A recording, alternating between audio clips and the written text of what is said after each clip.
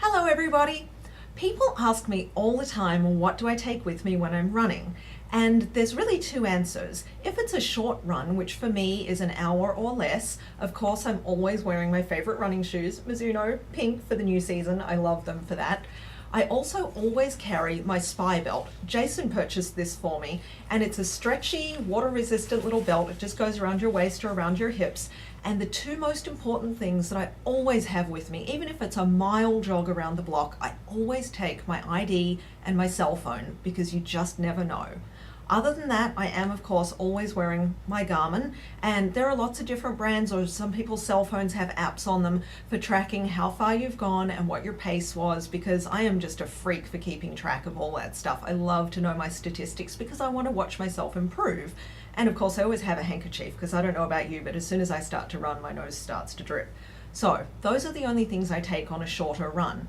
If it's a longer run, which for me is an hour or more, then I need to take a little bit more stuff with me. Of course, like I said, I always have my cell phone and my ID. I also always take a few dollars with me. I don't know why I think $5 is important, but I feel like if I'm going a long way, that I should probably have a few dollars in my pocket. I also take some sort of fluids with me, water or electrolytes. I actually am trying right now running with water with a little bit of lemon in it, and that's actually working really well. So I've got my water belt, and also of course always my GPS, and I always tell somebody where I'm going and when I'm due back, and I always wear a hat. Whether it's hot or cold, I think a hat is a really important piece of safety equipment. The last thing I take with me if I'm doing a much longer run is I do now carry some shot blocks. These are basically cubes of gummy bears, but there's sugar, electrolytes, and lots of sodium. So if you do cramp up or something, this is a really good defense.